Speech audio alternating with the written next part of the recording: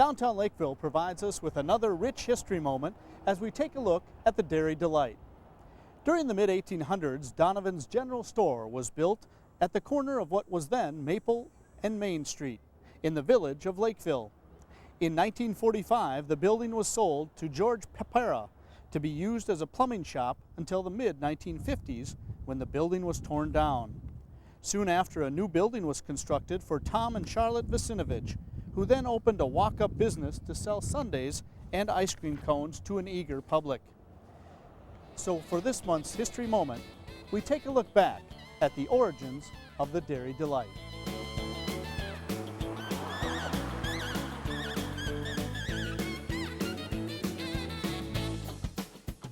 I'm Charlotte Vasinovich, the wife of Thomas Vasinovich. We opened up the Tastee-Freez in 1958.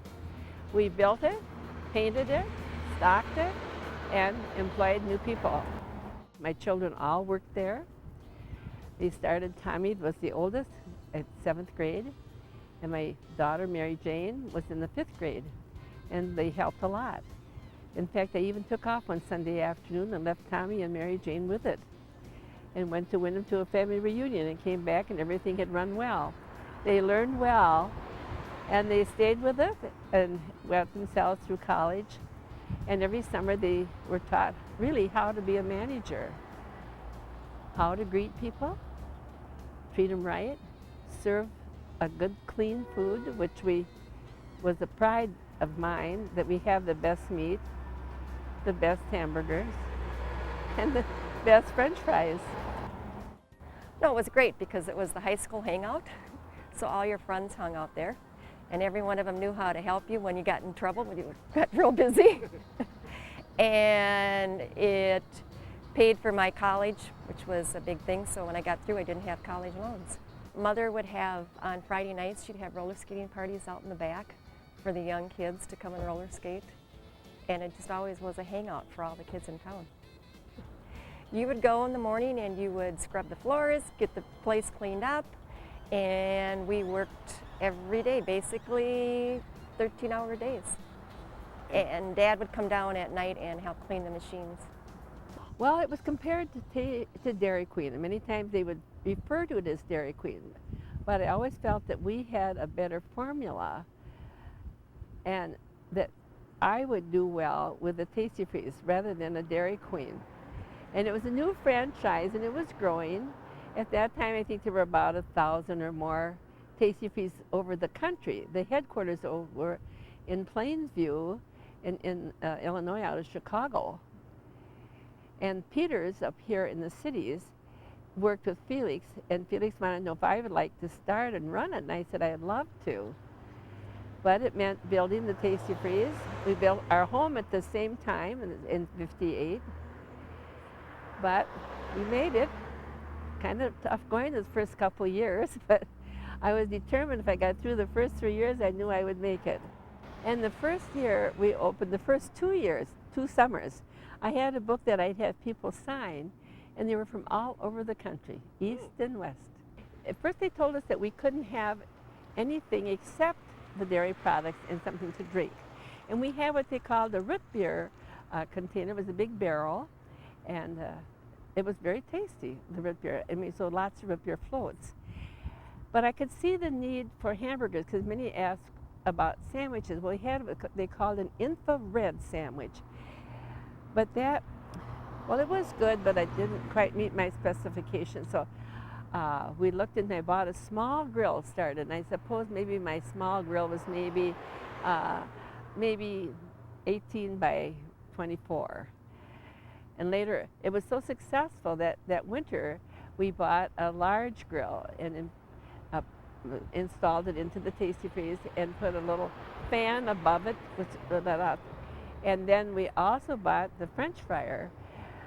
And I looked at different kinds of French fries and bought them through Harker. That was a business company. They had very fine meats and also very fine French fries.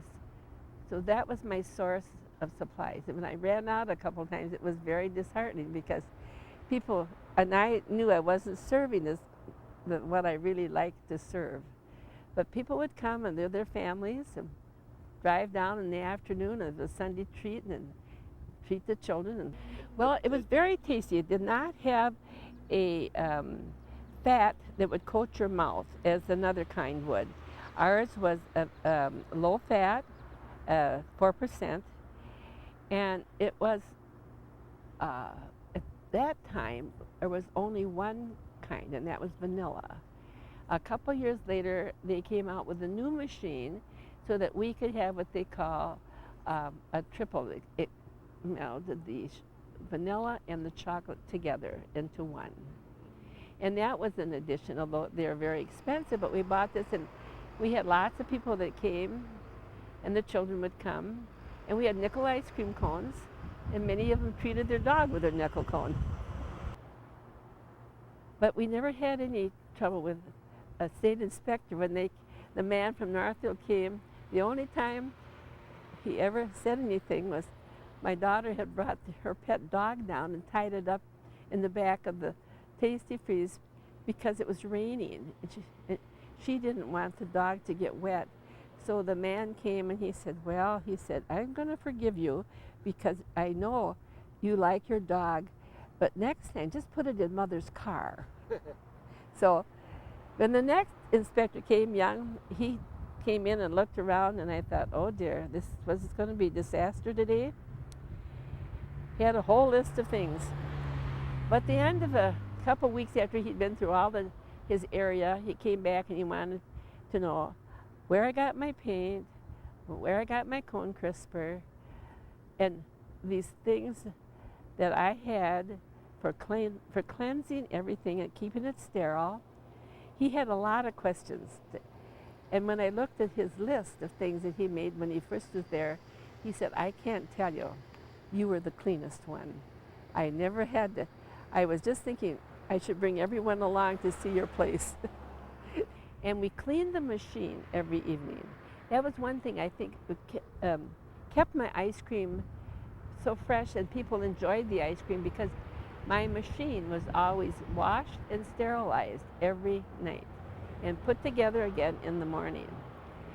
And then we would mix up we didn't mix a whole lot of toppings at once because it was so much better fresh. And so we'd mix toppings in the morning, make sure and we would scrub the floor in the morning because at night I'd be too tired after working all day. And we did it on our hands and knees because I like to have it nice and clean.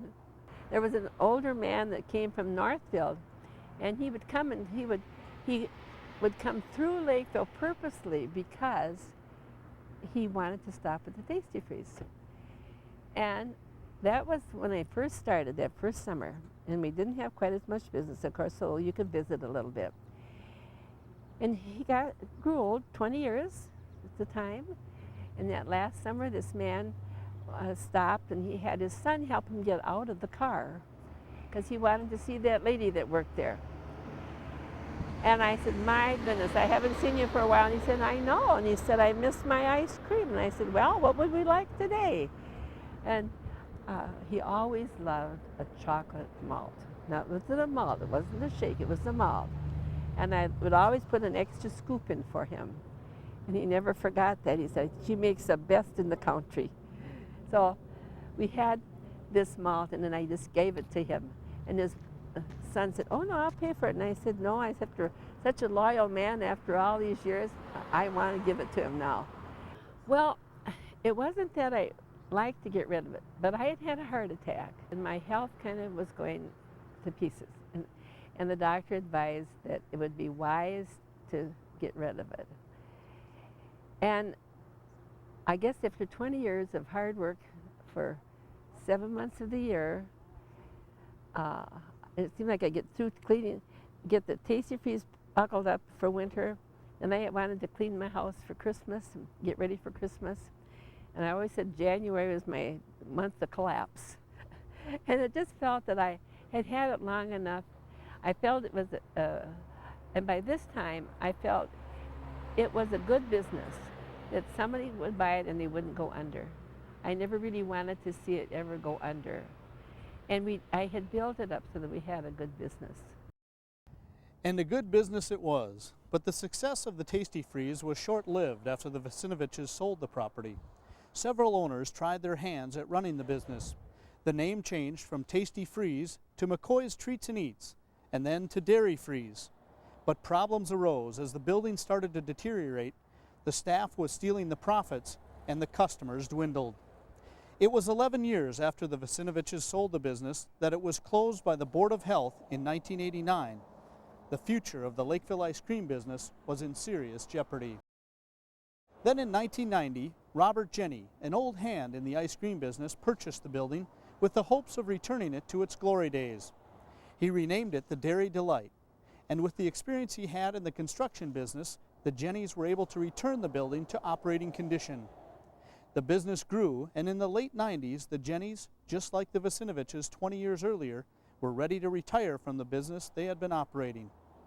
At the same time, a young entrepreneur named Shane Martin was interested in owning his own business. I worked at the Lakeville Theater when it first opened. That's where my background is in theater, and so I was managing over there. One of the employees that worked there also worked here at Dairy Delight, and she had mentioned that the owners were looking to sell or get into the retirement age, and were looking to sell, and kind of heard that, and I was 20 at the time.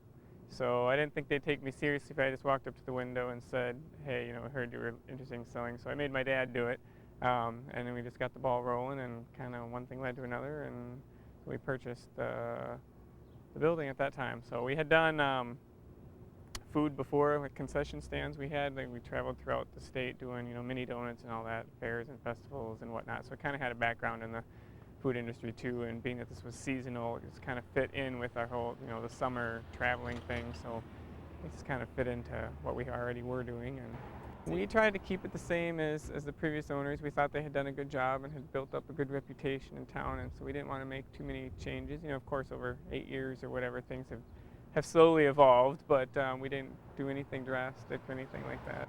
It's a lot of work, especially, being a small business, especially today with, there aren't whole lot of small independent places left. Downtown Lakeville is a good example of where there are a lot conglomerated in one location, but so it was a lot of work initially, but it's gone well, and sales have improved, and it's been getting busier each year, and I think that's a good testament to downtown Lakeville, and people around here really supported it, and it's been good. Well, we always get the little comment, oh boy, I remember this place when I was a kid. I can't believe it's still here, that sort of thing. I remember when it was Tastee-Freez, or coming up here after baseball games, it was just, and been doing the same thing, I guess, for 50 years, because baseball games, after baseball games is still a really popular time, and so that's the comment we get most often is, oh, I remember this place when I was young. And I'm happy when I come down here now to see that it has still survived, and it is still a gathering place for lots of young people. The Dairy Delight continues to satisfy Lakeville area customers of all ages with a full menu of the traditional tasty ice cream treats and a variety of other menu items as well. The Dairy Delight, another rich moment of Lakeville history.